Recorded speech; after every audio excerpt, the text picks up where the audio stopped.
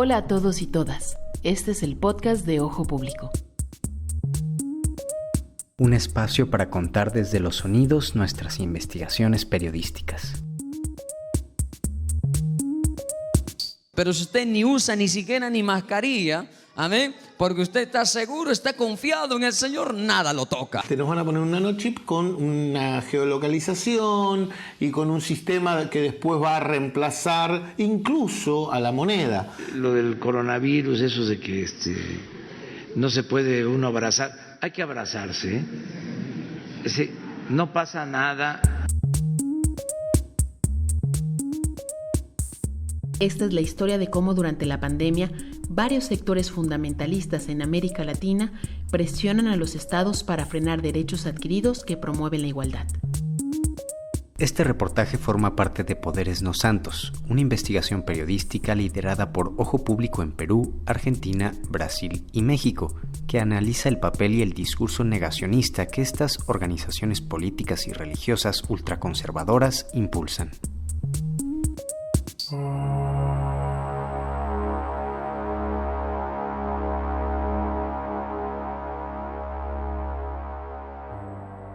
Unos afirman que la pandemia es producto del pecado. Como un pequeñísimo, microscópico virus viene a decirle a la humanidad: hey, eres frágil. ¿No será que Dios nos está diciendo: oye, tienes un paro, no juegues a ser Dios? La humanidad ha querido jugar a ser Dios. Otros dan remedios.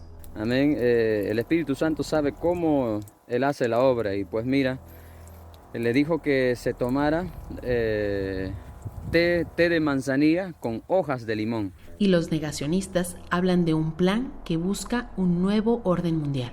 Que esa vacuna,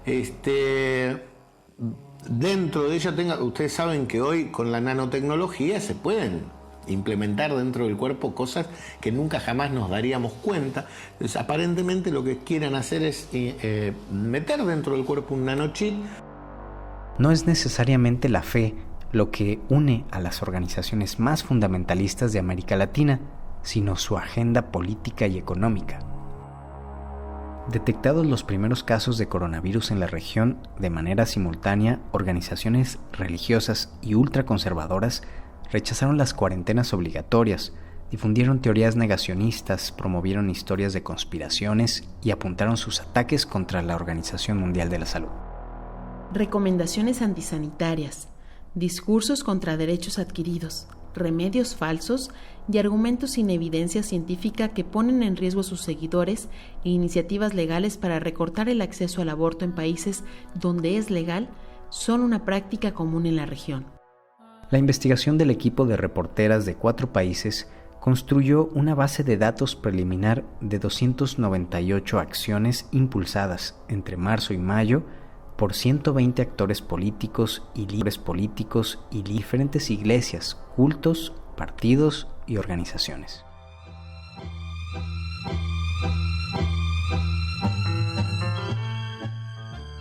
Iniciamos este viaje en Argentina, donde en una ceremonia religiosa, oficiada a mediados de marzo en la ciudad de Buenos Aires, el pastor Héctor Aníbal Jiménez, fundador de la Iglesia Cumbre Mundial de los Milagros, ofreció una cura para la nueva enfermedad. ¿Qué voy a poner en tu mano? Alcohol en gel con nardo puro. Hermano, y vas a estar listo para vencer la crisis, vencer al coronavirus y vamos a vencer a la misma muerte. Sí, Señor. Héctor Aníbal Jiménez es uno de los pastores evangélicos más conocidos de la Argentina y se autopromociona así. El pastor Héctor Aníbal Jiménez es el fundador y pastor principal de la Iglesia Cumbre Mundial de los Milagros. ¿Cómo pudo hacer para decirte con tan solo una palabra cuánto yo te amo? Nace un 12 de enero de 1959 en la ciudad de San Martín. Proveniente de una familia humilde de la provincia de Misiones, se convierte al Evangelio a los 17 años, luego de una etapa delictiva que llegó a mantenerlo prófugo de la justicia. Esa es su versión oficial. pero durante muchos años no se supo de él. Después de un divorcio millonario, la denuncia de una antigua fiel por estafa y el repudio de las principales organizaciones evangélicas, había continuado con su iglesia de manera independiente y con un reinventado perfil bajo. Sin embargo, con ese remedio contra el COVID-19, volvió a la escena pública, al grado que el Ministerio Público Fiscal de la Ciudad de Buenos Aires abrió una investigación por ofrecer un falso tratamiento para la enfermedad. El discurso del pastor Héctor Aníbal Jiménez puso en escena a un puñado de otras pequeñas iglesias que violaron el aislamiento social, preventivo y obligatorio en Argentina, como la de Alberto Sabassini. Tengamos cuidado, vuelvo a repetir, yo no soy un antivacunas ni nada por el estilo, pero tengamos cuidado, va a venir una vacuna salvadora, esa vacuna salvadora hay que ver de dónde viene, probablemente esa vacuna, ¿sí? Yo no soy dogmático, soy cuidadoso, los que hablan de esto algunos para mí se exceden en su dogmatismo, hay que tener cuidado, ninguno de nosotros es el dueño de la verdad. Pero es muy probable que esa vacuna, dentro de ella tenga... Ustedes saben que hoy con la nanotecnología se pueden implementar dentro del cuerpo cosas que nunca jamás nos daríamos cuenta. Entonces, aparentemente lo que quieren hacer es meter dentro del cuerpo un nanochip. Sus declaraciones resultan una excepción en las esferas evangélicas, pero el discurso de los grupos conservadores sí ha registrado coincidencias en otro ámbito. Sus lobbies contra la educación sexual integral, derechos de género y la inclusión de la interrupción legal del embarazo dentro de los servicios de salud esenciales durante la crisis sanitaria en Argentina. En números, los hallazgos de esta investigación en Argentina.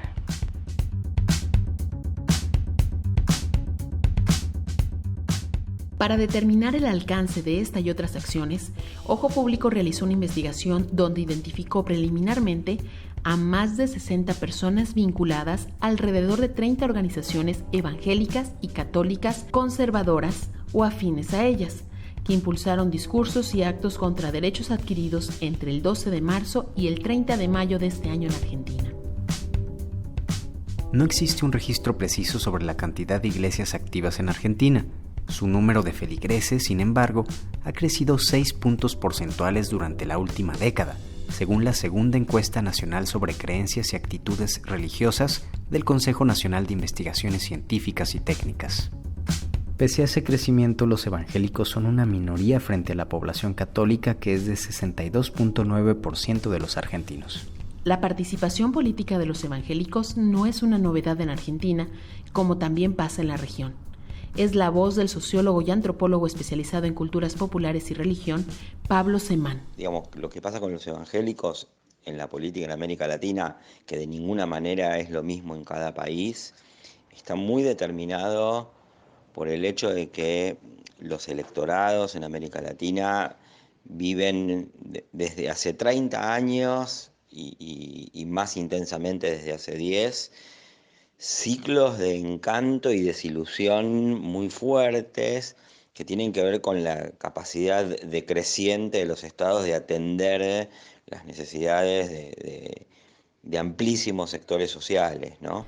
Por su parte, el doctor en Ciencias Sociales e investigador del CONICET, Marcos Carbonelli, reflexiona acerca del comportamiento de este grupo. Hay una falsa idea para mí dando vueltas que asocia el comportamiento evangélico a un comportamiento tipo rebaño. Lo que dice el pastor es lo que se hace, tanto en el plano de las conductas políticas como en el plano de las conductas más vinculadas a la moral sexual, por ejemplo.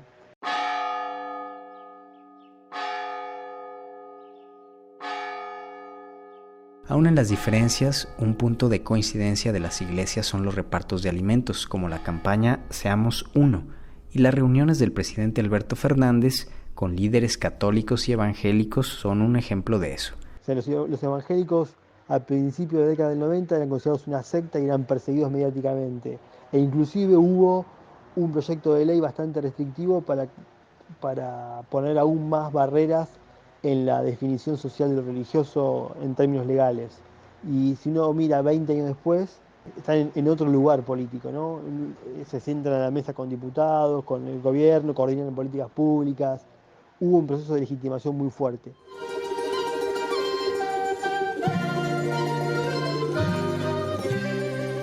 Continuemos nuestro viaje por Latinoamérica. Nos dirigimos al norte y hacemos una escala en Perú.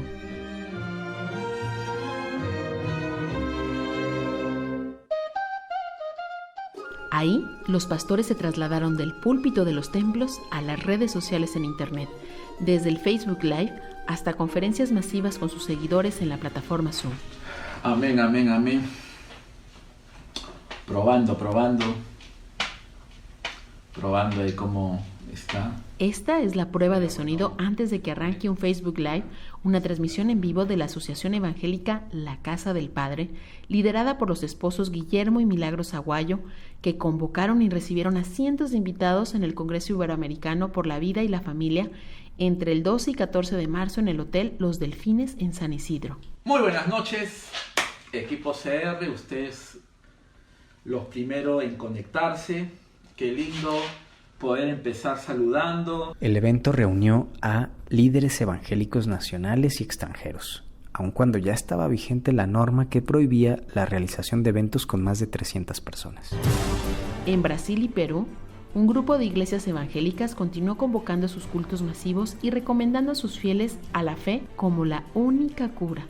Así como se reunieron pese a la pandemia, tampoco se detuvieron en la recolección del diezmo. Ahora no tenemos entrada. Están suspendidos todos los servicios de la iglesia. Nuestra iglesia tiene una capacidad para más de 3.000 personas. Y se llena. Excepto algún día de semana, que a veces baja la asistencia. Pero es un templo muy grande.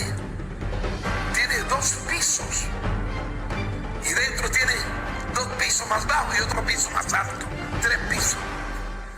Y atrás tenemos otro edificio, que eso lo tuvimos que hacer nosotros, con la bendición y el apoyo de los hermanos. Este es el llamado que hace en Perú el pastor de origen cubano Rodolfo González Cruz, del Movimiento Misionero Mundial, una organización evangélica fundada en 1983 en Puerto Rico por Luis Ortiz Marrero y actualmente tiene presencia en 52 países. Hoy los templos todos están cerrados. No hay ofrenda, no hay diezmo. ¿Por qué no los hermanos que son fieles? ¿Cómo no van a separar de lo que ganan de lo que venden o reciben algún sueldo? Y son fieles hermanos, van a separar su diezmo.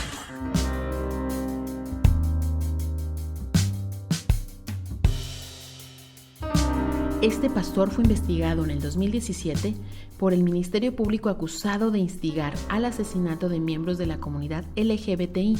También impulsó la candidatura presidencial de la lideresa de Fuerza Popular, Keiko Fujimori, y promovió las campañas de colectivo Con mis hijos no te metas, una organización opositora a la educación sexual integral y de la igualdad de género. Desde que la sede de su iglesia cerró por el avance del COVID-19, él y su esposa Rita Vázquez realizan el culto desde su casa. Desde aquí, desde mi hogar en Lima, Perú, un afectuoso saludo lleno del amor de Dios para mi querido compañero de milicia en el ministerio por muchos años, el reverendo Enrique Centeno. A través de videos que graban con ayuda de sus trabajadoras del hogar, son ellas mismas quienes entonan cánticos religiosos. En la cruz, lo primero vi la luz y las manchas de mi alma yo la ve.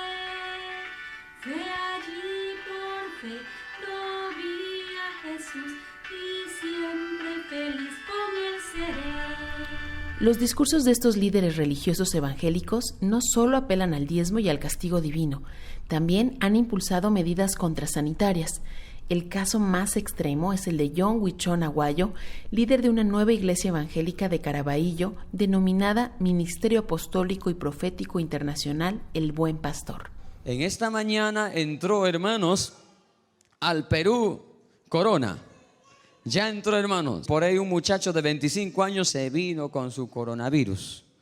Pero ahí yo veía en el aeropuerto la gente, hermano, ya con su mascarilla. ¿Acaso la mascarilla tiene oxígeno? La mascarilla tiene oxígeno. No tiene, a no ser que te pongas una mascarilla con un tremendo oxígeno y solo respiras el aire de lo que está ahí. Pero ¿qué es lo que pasa? Por la mascarilla igual. y te lo pasas. La gente que, o sea, le tiene más temor y usa su mascarilla es más rápido que se contagia todavía. Los grupos religiosos no solo impulsaron la concentración masiva de personas, durante las siguientes semanas difundieron remedios falsos. Este mismo líder habla peligrosamente de supuestas recetas. Amén. El Espíritu Santo sabe cómo Él hace la obra y pues mira, Él le dijo que se tomara té de manzanilla con hojas de limón. Para aquellos que no conocen, algunos no conocen, estas son las hojitas, estas son las hojas, pues mira, este es el fruto, el limón. Por su parte, la comunidad cristiana Agua Viva ha habilitado en su web la opción de acceder a simposios vía Zoom para escuchar a pastores nacionales e internacionales previo pago de 30 a 100 soles por persona. Esta modalidad de recaudación no les ha impedido seguir recolectando diezmos, aunque en sus redes sociales indican que lo usan para entregar donaciones. Su líder supremo es Sergio Hornung, excongresista por Restauración Nacional. La congregación que dirige ha servido como plataforma política para las candidaturas de Keiko Fujimori y Luis Castañeda Locio, y fue investigada por presunto lavado de activos desde el 2018 debido a millonarias transacciones inmobiliarias. Mientras los grupos evangélicos ultraconservadores transmitían estos discursos, las organizaciones civiles que los apoyan aprovecharon la cuarentena para insertar su agenda en el debate público a través de medidas como la restricción del tránsito de las personas según su género, la publicación de un decreto para asegurar la salud sexual y reproductiva de las mujeres y la conmemoración del Día de la Familia el 15 de mayo. Liz Meléndez, directora de la ONG Flora Tristán, sostiene que estos grupos están aprovechando la desatención de la salud sexual y reproductiva de las mujeres durante la pandemia. Porque un tema que no ha sido prioritario, no se convierte en prioritario en un momento de crisis, ¿no? Al contrario, es la oportunidad para dejarlo atrás, para desfortalecerse mucho más.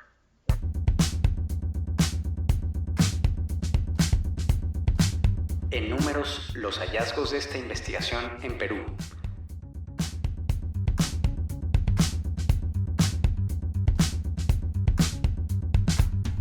En este reportaje se identificó que entre el 7 de marzo y el 24 de mayo, organizaciones religiosas y civiles en Perú promovieron 34 acciones y mensajes que iban en contra de las medidas sanitarias, la interrupción legal del embarazo y los derechos de las mujeres y la comunidad LGBTI.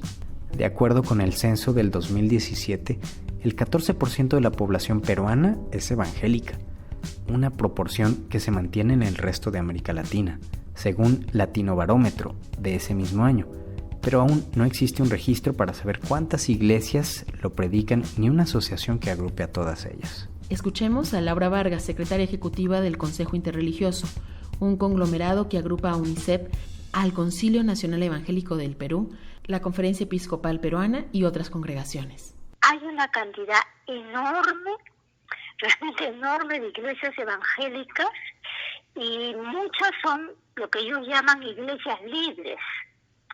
Es decir, no están articuladas en ninguna de las federaciones, ¿no? La facción evangélica ultraconservadora está unida por su agenda conservadora, pero no todos los grupos buscan eso. Nosotros decimos que no nos metemos en los temas polémicos, porque si nos metemos en los temas polémicos, no hay posibilidades de mantener ningún tipo de organización. El grupo que ella representa es el que ha tenido mayor cercanía al gobierno durante la pandemia. Los grupos conservadores, en cambio, apostaron por asegurar sus nexos políticos en regiones y en el Congreso. José Luis Pérez Guadalupe, teólogo, sociólogo, exministro del Interior y autor del libro Entre Dios y el César, analiza cómo el impacto de los movimientos evangélicos se ha concentrado en conformar grupos de presión. Pero no le veo mayor, relevancia ahorita con el nuevo Congreso o mayor relevancia en tiempos de pandemia, ¿me entiendes? O sea, siguen con su agenda normal, yo no veo mayor. O sea, no estamos ni en Estados Unidos con Trump, ni en Brasil de Bolsonaro, ni en otro sentido en el México de AMLO, ¿me entiendes? Donde sí se plantea el tema religioso.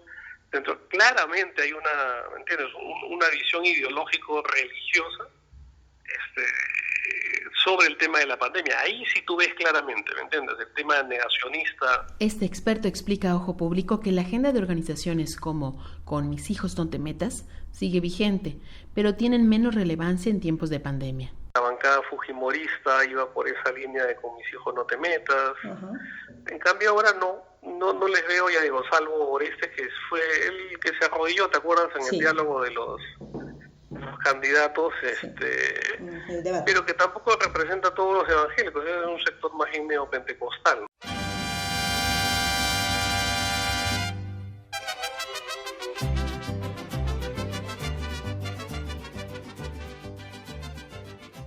Seguimos en este viaje y llegamos a México.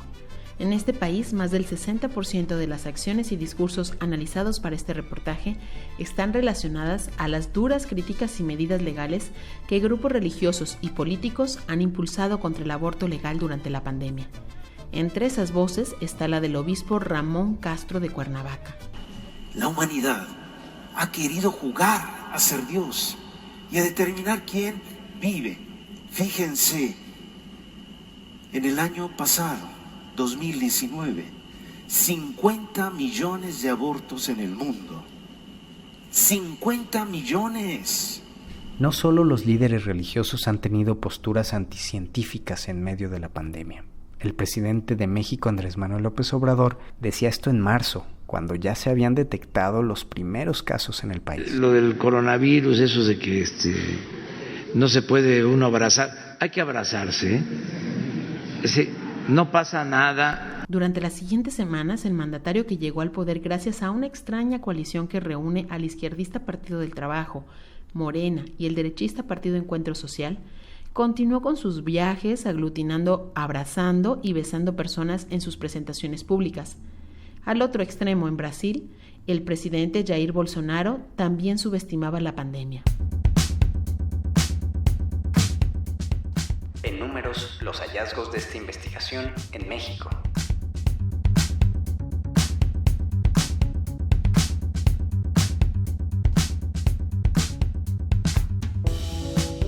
Como parte de Poderes No Santos, una investigación periodística liderada por Ojo Público en Perú, Argentina, Brasil y México, se determinó que entre el 22 de marzo y el 30 de mayo del 2020 se realizaron casi 300 acciones o declaraciones que promovían el odio, el retroceso de derechos o medidas antisanitarias. De estas 53 correspondieron a México. Según la Dirección General de Asociaciones Religiosas, en México hay registrados 8.785 templos religiosos de los credos católicos, cristianos, evangélicos, islamistas, judíos, hinduistas, entre otros. En México, la jornada de sana distancia, el nombre oficial del periodo de confinamiento que inició el 23 de marzo, significó la paralización de todas las actividades no esenciales, permitiéndose solo los servicios de alimentación, transporte y salud. Sin embargo, pese a las recomendaciones, algunas organizaciones evangélicas continuaron convocando a reuniones masivas. En este país hubo quienes dieron remedios contra COVID, como el diputado del Partido de Encuentro Social, Carlos Navarrete. El COVID-19 no es tan grave como lo anuncian. Incluso dijeron que tomando té de canela en las mañanas, al mediodía y en la noche, el virus se moría en la garganta. A la difusión de remedios sin sustento en México, organizaciones ultraconservadoras como el Frente Nacional por la Familia pidió suspender los procedimientos legales de interrupción del embarazo. Hola, soy Rodrigo Iván Cortés, presidente del Frente Nacional por la Familia. Queremos invitarte a que te actives, a dar pasos por la vida, en esta novena Marcha por la Vida, en esta ocasión digital, este sábado 23 de mayo a las 11 de la mañana. Los días previos y posteriores al 10 de mayo, Día de la Madre en México, los comentarios en contra del aborto legal y de las mujeres que lo han practicado se incrementaron, como el del ministro evangélico Arturo Farela. ¿Qué madre puede matar a un niño?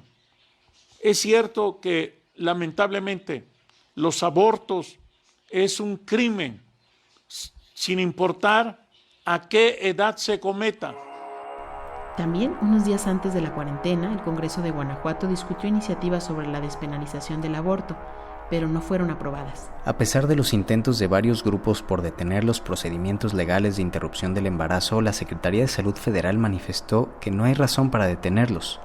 Mientras tanto, según los datos del Sistema Nacional de Seguridad Pública, de enero a marzo de 2020 se registraron 3.362 denuncias de violación sexual en todo el país. Aide García, de la organización Católicas por el Derecho a Decidir, explica que en la Ciudad de México los hospitales están centrados en la atención de pacientes con COVID-19. Sigue habiendo atención, pero lo que nosotras creemos que se ha reducido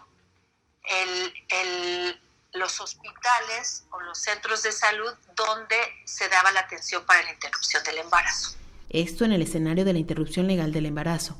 Pero no solo en este tema los ultraconservadores tienen injerencia. Se tiene que reconocer el papel de las iglesias en un ámbito social, pero no en un ámbito político, y sobre todo que participen en la política pública o en los programas de gobierno.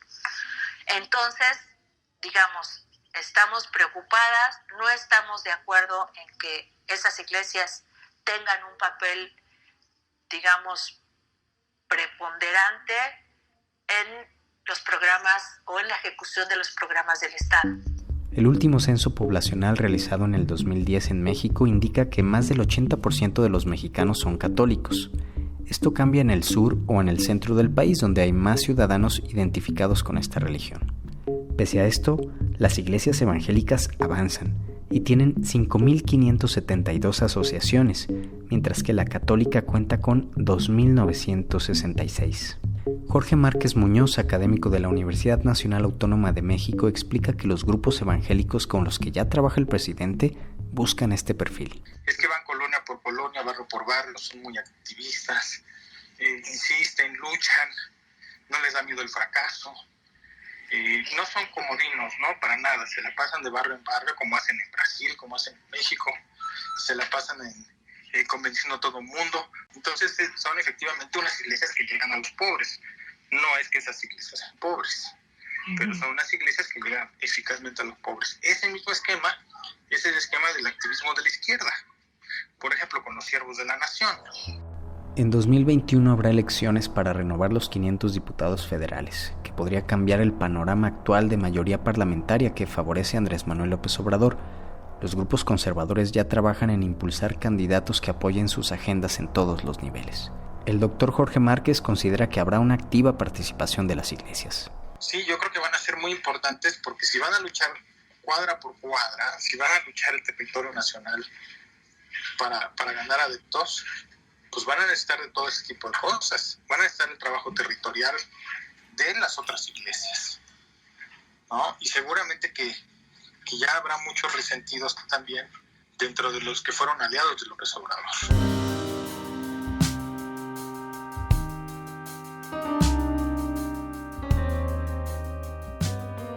En un país amenazado por la violencia, la apertura del presidente a las distintas iglesias es aprovechada por los actores políticos ultraconservadores para influir la política pública.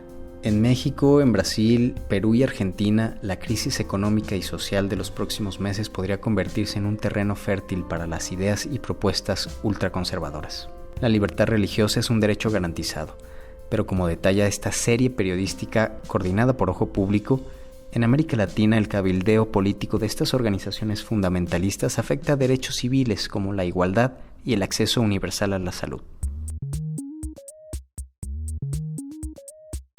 Una investigación periodística realizada por Ojo Público en México por Kenia Velázquez, Elizabeth Salazar en Perú, Gloria Ziegler en Argentina y Mariama Correia y Andrea Dip de Agencia Pública en Brasil.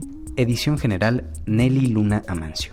Adaptación del guión Priscila Hernández Flores. Diseño sonoro y música original Pablo Hernández Mares. Conoce los detalles de la investigación en ojo-público.com.